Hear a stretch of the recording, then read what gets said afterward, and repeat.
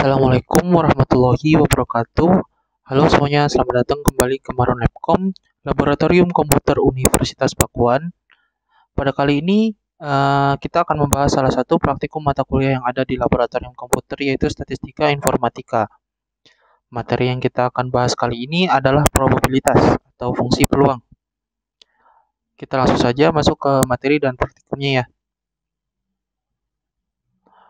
Oke, untuk probabilitas atau fungsi peluang ini merupakan besarnya kesempatan atau kemungkinannya suatu peristiwa akan terjadi. Besarnya kesempatan dapat ditulis dengan bilangan desimal, pecahan, atau persentase. Nah, kita akan mempelajari salah satu distribusi peluang, yaitu distribusi peluang normal. Di sini distribusi peluang normal dinyatakan dalam luas dari kurva berbentuk mentah atau lonceng, bell-shaped curve. Kurva maupun persamaan normal melibatkan nilai X, mu, dan Rho. X ini adalah nilainya, mu itu adalah rata-ratanya, dan Rho adalah standar deviasi atau simpangan baku. Nah, keseluruhan kurva akan bernilai 1. Ini menggambarkan sifat peluang yang tidak pernah negatif dan maksimal bernilai 1. Untuk poin ketiga ini ya, menunjukkan bahwa seperti yang kita tahu tadi, penulisan peluang dapat ditulis dengan desimal, pecahan, dan persentase. Dengan batasannya adalah 1. Yang dimana mereka tidak boleh bersifat negatif, dan paling banyak adalah 1. Atau ditulis dengan 1/1 atau 100%. Kemudian ada sifat-sifat distribusi normal berikut, diantaranya adalah mempunyai 2 parameter, yaitu mu dan Rho. Titik tertinggi kurva berada pada rata-rata atau mu, lebar kurva ditentukan oleh Rho, bentuk kurva simetris, dan total daerah di bawah kurva adalah 1. Seperti gambar yang bisa kalian lihat di samping, total daerahnya adalah ekor sampai ekornya yang lain. Tingginya adalah rata-rata, dan lebarnya itu ditentukan oleh standar deviasi. Selanjutnya ada pembagian jenis fungsi peluang. Di sini ada 2 jenis, yaitu probability density function atau PDF yang merupakan peluang tepat. Nah, peluang tepat itu bukan berarti peluangnya sama. Yang dimaksud peluang tepat ini adalah peluang yang ditujukan yang mengarah tepat pada suatu nilai. Nah, selanjutnya ada cumulative density function atau CDF. Untuk peluang ini adalah peluang yang telah dijumlahkan pada range tertentu. Contohnya lebih kecil dari, lebih besar dari, atau di antara dari nilai A dan nilai B. Kemudian ada rumus perhitungan manualnya. Yang pertama ada PDF, probability density function normal. Di sini rumusnya dapat dilihat yaitu fx 1/2 kali pi kali rho kuadrat eksponensial pangkat min x min u kuadrat per 2 rho kuadrat. Selanjutnya ada rumus dari CDF atau cumulative density function normal. Nah, yang pertama harus kita cari adalah error function-nya dulu. Nah, error function kita mencarinya dengan 2 per akar pi integral 0 sampai x eksponensial pangkat min t kuadrat dt. Setelah kita menemukan si error function-nya, kita akan langsung memasukkannya ke rumus untuk mencari si CDF-nya tersebut. Nah, rumus CDF-nya itu fx mu rho kuadrat sama dengan 1/2 kurung siku 1 ditambah error function x min u per rho akar 2. Nah, ini rumusnya sedikit kompleks, jadi kita akan menggunakan rumus yang lebih simple.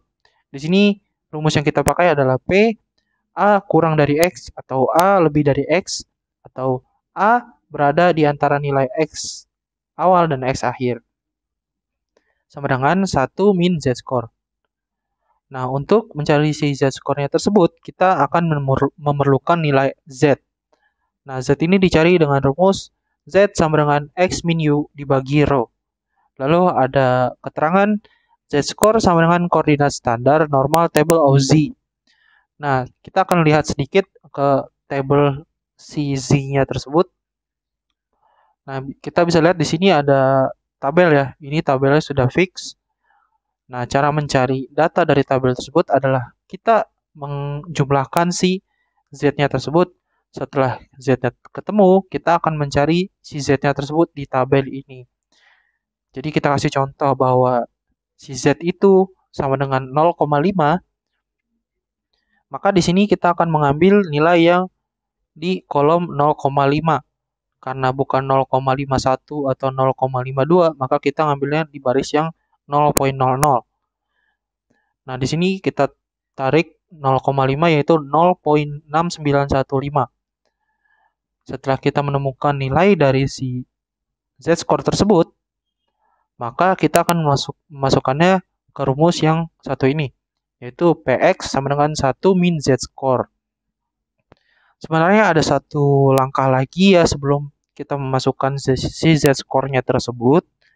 Nah, di sini ada Z-score note, keterangan bahwa kalau soalnya itu A kurang dari X, maka penghitungan Z-score tidak dihitung. Nah, yang kedua, kalau A lebih dari X, maka penghitungan Z-score sama dengan 1 min nilai Z-score pada tabel. Mungkin biar lebih jelasnya kita akan ke contoh soal terlebih dahulu. Nah, di sini ada contoh soalnya, diketahui nilai rata-rata UN tahun 2020 adalah 73. Dengan standar deviasi sama dengan 5, diketahui nilai UN tersebut berdistribusi normal. Jika dipilih siswa yang ikut UN, tentukan peluang siswa tersebut memiliki nilai UN A tepat 80, B kurang dari 70, C lebih dari 70, D antara 70 dan 80.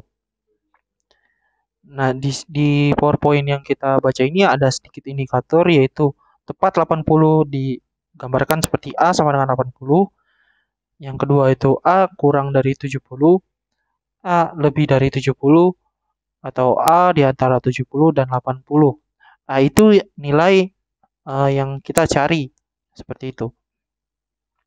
Nah, kita fokus dulu ke soal yang B dan C. Kriteria soalnya itu sama persis dengan Z-score note yang kita gunakan itu. Nah, untuk soal yang B, karena soal si 70-nya itu kita masukkan ke variabel si X ini, jadi bisa dibaca kalau A kurang dari 70, maka penghitungan Z-score tidak dihitung. Nah, apa maksudnya tidak Z-score tidak dihitung? Setelah kita menghitung si Z, X min U dibagi row ini, nah, kita langsung mengambil datanya dari si tabel. Jadi kayak tadi 0,5 berarti kita langsung ambil 0,6915.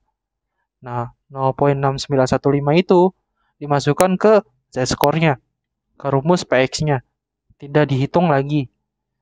Tetapi kalau kita mempunyai soal seperti yang C, atau kalau A lebih besar daripada X, maka penghitungan Z-score akan melalui satu lagi proses untuk memasuki si rumus yang PX itu. Nah, kita ambil lagi contohnya itu 0,5 ya. Di sini Z-score-nya itu 0,6915. Nah, sebelum kita masukkan ke Z-score atau si PX-nya ini, itu kita kurangi dulu dengan variabel 1. Jadi 1 dikurang 0,6915. Nah, setelah kita kurangkan, hasilnya tersebut kita akan masukkan ke rumus si PX-nya. Oke, setelah kita memahami rumusnya tersebut, kita akan mempelajari cara untuk menghitung soal ini melalui SPSS statistik. Kita langsung saja buka ke SPSS statistiknya ya. Oke, di sini sudah ada SPSS statistiknya. Hal yang pertama kita ingin lakukan adalah menambahkan variabel. Nah, di sini misalnya kita contoh aja untuk soal A PDF ya. Kita namakan A PDF. Untuk A, soal nomor A, terus tipe yang kita cari adalah PDF. Sebenarnya ini bebas terserah kalian gitu. Mau A, B, C, D juga nggak apa-apa. Tapi di sini kita contohin aja kayak gitu. Terus jangan lupa ini desimalnya dijadikan 5 karena kita ingin mengetahui hasilnya itu 5 angka di belakang koma ya.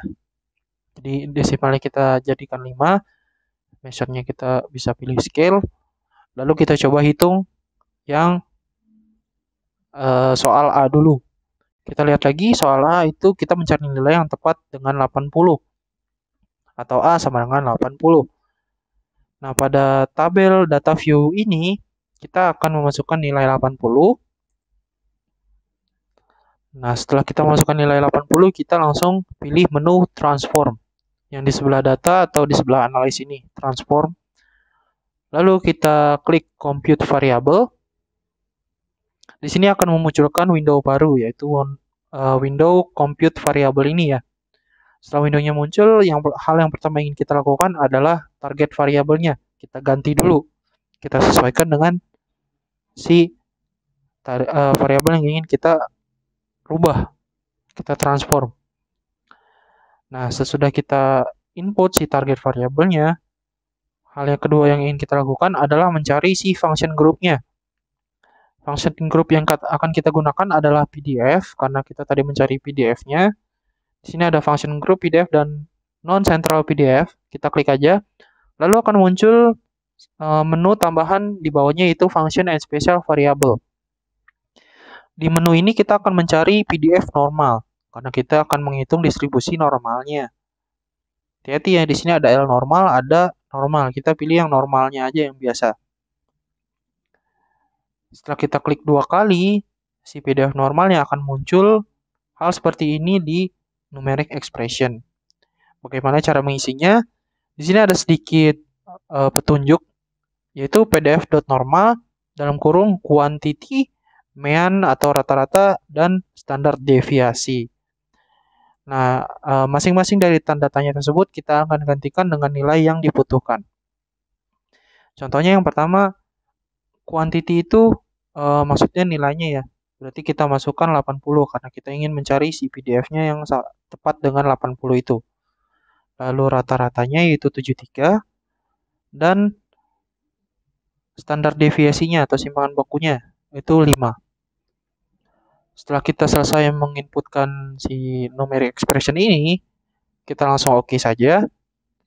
Lalu akan muncul change existing variable, kita oke saja. Nah, di sini akan terlihat prosesnya. Nah, lalu nilainya akan keluar. Nilainya akan langsung keluar pada si data view-nya ini, gitu. Jadi kita nggak bakal ngelihat di outputnya. Outputnya akan langsung keluar di data view-nya, kayak gitu. Oke, selanjutnya kita beralih ke soal yang B ya, karena kita sudah menemukan yang PDF. Yang soal nomor A, makanya kita akan langsung ke soal yang B. Di sini kita langsung saja buat variabel baru, misalnya kita ini B, CDF. Nah, di sini kita samain desimalnya. Ups. Di sini 5. Nah, di sini kita klik scale. Langsung kita ke data view lagi ya. Di data view juga sama, kita pilih yang BCDF ini, terus kita masukkan nilai yang 70-nya tersebut karena kita mau mencari batasan si 70 ini, peluang yang di bawah si 70 ini gitu. Setelah kita input, caranya hampir sama, yaitu kita klik transform lalu compute variable. Lalu di sini akan muncul lagi windownya. Kita ganti dulu target variabelnya BCDF.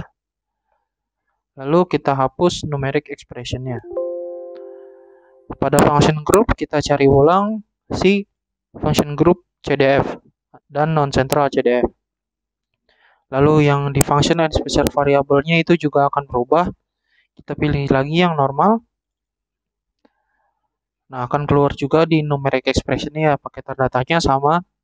Tapi bedanya di sini kita nilainya samain sama yang di data view, kayak gitu. Nah, di sini 70, di sini 73, di sini 5. Habis itu kita klik aja OK. Nah, di sini keluar juga hasil selanjutnya yaitu 0,27425. Nah, ini adalah hasil dari si soal yang poin B. Nah, si poin B ini kurang dari 70. Nah, ini adalah hasilnya. Seperti itu. Oke, selanjutnya kita langsung saja ke soal yang poin C. Atau lebih dari 70. Kita buat lagi variabelnya di variabel view. Sini kita tulis misalnya CCDF. Desimalnya kita samain. Measurenya kita samain. Data view lagi. Kita inputkan sama karena parameternya masih si 70 itu. Lalu kita transform. Kita compute variabel. Setelah window-nya muncul, jangan lupa diganti si target variabelnya. Setelah target variabelnya muncul, di sini ada sedikit perbedaan karena kita mencari yang di atasnya seperti rumus manual tadi yang kita kalau z-score-nya itu lebih dari angka yang kita cari, maka di CDF-nya ini akan kita tambahkan 1 kurang CDF normal 70, 73, dan 5. Kenapa kita harus tambahkan 1? Karena dari rumusnya sudah seperti itu. Kalau kita carinya yang lebih dari ya, kayak gitu. Nah, ini kita oke aja langsung. Terus change existing variable oke. Nah, di sini akan keluar outputnya sama di data view yaitu 0,72575. Nah, kita sudah mengetahui jawaban untuk si poin C-nya ini gitu. Kalau ada yang penasaran, mungkin bisa hitung manual ya, terus disamakan sama hasil si SPSS-nya ini. Nah, kita langsung ke soal yang poin D, yaitu kita tambahin dulu variabelnya di CDF. Nah, di sini desimalnya kita samain 5. Measure-nya scale juga sama. Nah, untuk yang di antara ini kita tidak perlu menambahkan nilai. Karena batasannya itu ada 2. 70 dan 80. Batas bawahnya itu 70, batas atasnya 80. Nah, dari sini kita langsung aja klik transform, terus compute variable. Nah, bedanya di sini kita masih tetap menggunakan CDF ya. Tapi di sini kita ganti di CDF karena kita mau menghitung variabel yang untuk poin D. Nah, di numeric expression sebenarnya masih sama. Kita masih pakai ini. Ini satunya kita hapus saja. Lalu klik lagi di CDF normal ya.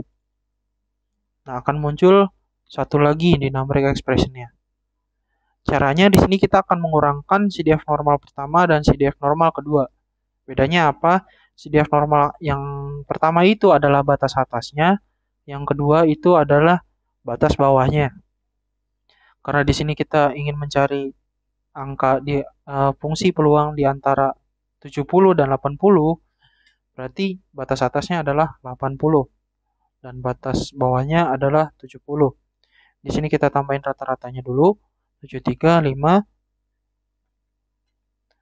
Nah, di sini CDF normalnya yang batas bawahnya sudah tertulis. Kalau sudah sesuai, kita langsung klik saja OK. Change existing variable OK. Nah, mereka akan otomatis mengexecute-nya. Nah, di sini udah keluar data view-nya, udah mengeluarkan hasilnya ya. Di sini hasilnya 0,64499. Oke, paling itu aja yang bisa dibahas untuk materi kali ini ya. Mungkin jika ada pertanyaan bisa langsung ditanyakan kepada Asprak pengampunnya. Mungkin itu saja dari saya. Mohon maaf jika ada kesalahan kata dan perilaku. Assalamualaikum warahmatullahi wabarakatuh.